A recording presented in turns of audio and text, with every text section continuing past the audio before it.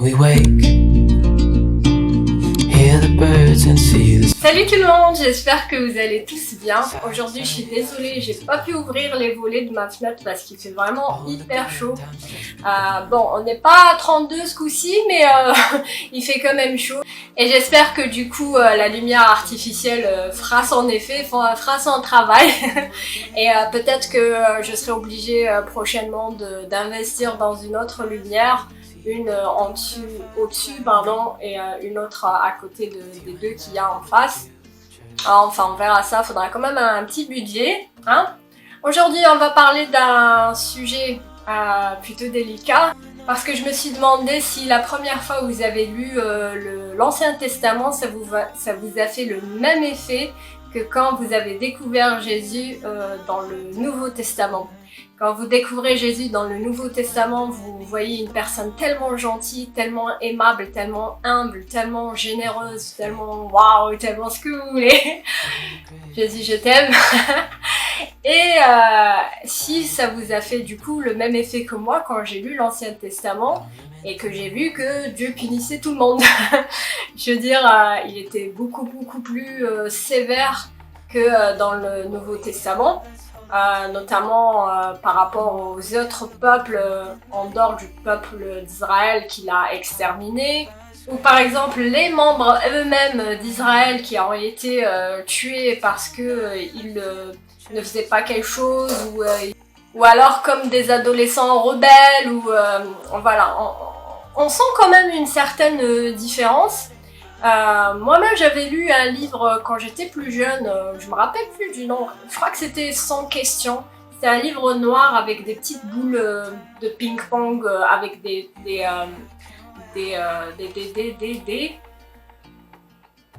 avec des points d'interrogation dessus. Il est vraiment super ce livre, je vous le recommande si un jour vous le trouvez. Et si un jour je retrouve le titre de ce livre, c'est vraiment très ancien, très vieux. Il y avait donc 100 questions sur le Nouveau Testament, sur Dieu, sur l'Ancien Testament, toutes les questions que pourrait se poser un nouveau croyant, en fait, un nouveau membre de la famille chrétienne.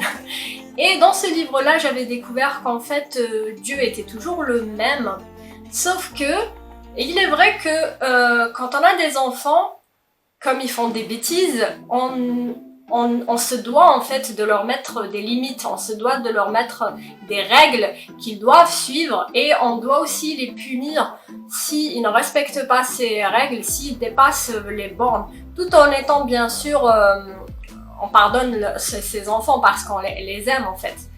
Et je me suis dit que certes Dieu punissait, certes Dieu avait changé dans le Nouveau Testament, on voyait des choses complètement différentes, mais en fait c'est exactement ce qu'on pourrait voir dans la nature, dans la chair humaine, enfin je veux dire dans nos relations en tant qu'humains, dans nos relations surtout dans nos familles.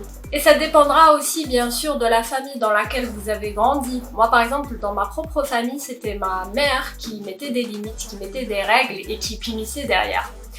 Et j'ai vu au travers de mes 32 ans de vie le changement qu'il y a eu par rapport à ma relation avec ma propre mère.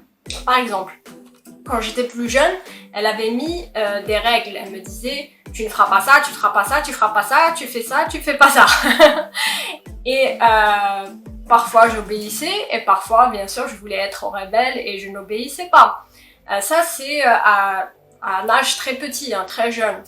Et du coup, quand je n'obéissais pas ou quand je dépassais les limites, par exemple, quand je manquais de respect à ma sœur, quand on se chamaillait avec ma grande sœur, ma mère, automatiquement, elle punissait pour qu'on comprenne, en fait. Et c'était parfois des tapes sur la main ou des tapes sur les fesses. Et étant plus jeune, je me rappelle que je sentais comme une injustice. Je me disais, pourquoi tu m'as tapé ? Alors que c'était tout à fait normal, j'avais fait une bêtise. mais ça, je le comprenais pas étant très jeune. Mais encore une fois, c'était plutôt soft. Quand je suis arrivée à l'adolescence, là, c'était un niveau un peu plus au-dessus, je dirais. Et ma mère ne pouvait pas vraiment me punir comme elle me punissait quand j'étais enfant. C'était plus...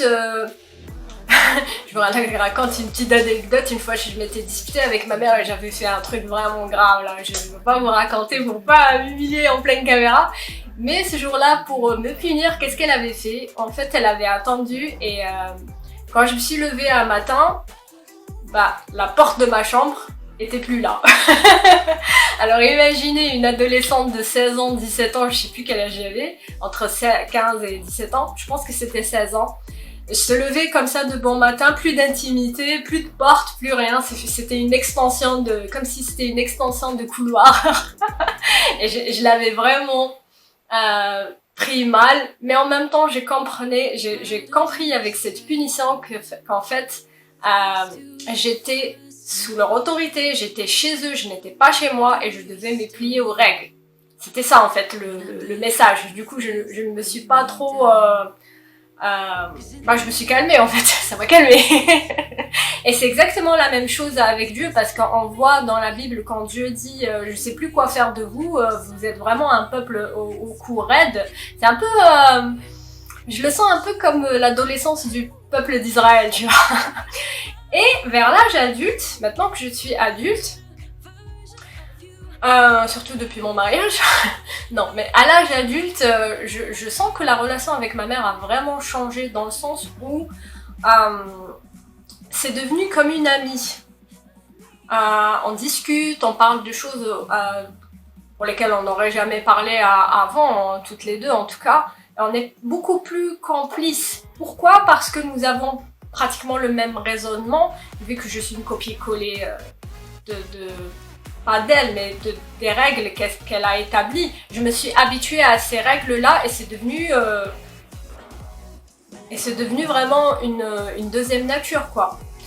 Et c'est exactement les mêmes relations qu'on a maintenant avec Dieu Jésus, parce que ça a évolué, l'homme a évolué vers un être qui n'est plus au lait, qui est un adulte. Et du coup, nous avons compris de l'Ancien Testament quelles sont les règles, comment les faire. On a eu une expérience par rapport à ça. On a vu ce qui arrivait aux autres quand ils n'obéissaient pas, que ça soit Dieu qui punit directement ou les conséquences de notre péché. Et avec Jésus, ça devient comme une seconde nature et nous avons maintenant notre salut. C'est comme ça un petit peu que je vois la chose et c'est comme ça que c'était expliqué dans ce fameux livre que j'avais lu à l'époque. Du coup, ça sera surtout un message pour les jeunes croyants qui débarquent un peu dans la famille chrétienne. Ne soyez pas choqués, voyez ça comme un de vos parents. Moi c'était pas mon père, parce que mon père a toujours été très gentil, il nous a jamais punis. C'était plus notre maman qui faisait office de je dictais les règles. mais c'était parfait comme ça et c'est une famille, ma famille en tout cas est vraiment harmonieuse là-dessus. Donc pas de regrets, pas du tout. Voilà. Je disais quoi moi? Donc, si vous arrivez dans la famille chrétienne, n'oubliez pas que Dieu est toujours le même. Dieu a fixé des règles. Vous devez les suivre pour ne pas avoir de mauvaises conséquences, que ce soit des conséquences négatives par rapport au monde spirituel satanique ou par rapport à Dieu qui vous châtie, mais il vous châtie doucement. Ne vous inquiétez pas. Que je châtie doucement pour que vous compreniez comment ça marche, pourquoi ça doit être comme ça, parce qu'il y a toujours une raison derrière une règle. Ça, il faut aussi le comprendre. Bon, on rentre pas trop là-dedans dans le sujet, mais il y a toujours vraiment une explication voilà, derrière. Dites-moi aussi en témoignage si vous-même vous n'avez pas compris, si vous débarquez et pour vous, c'est vraiment choquant cette différence entre le Nouveau et l'Ancien Testament. On en parlera ensemble en commentaire. N'hésitez pas, les autres, ceux qui ont compris, à répondre en commentaire aussi. Comme ça, on fait une grosse communauté, on partage des choses intéressantes, sans biblique bien sûr. Et moi, je vous dis à la prochaine vidéo. Bye bye!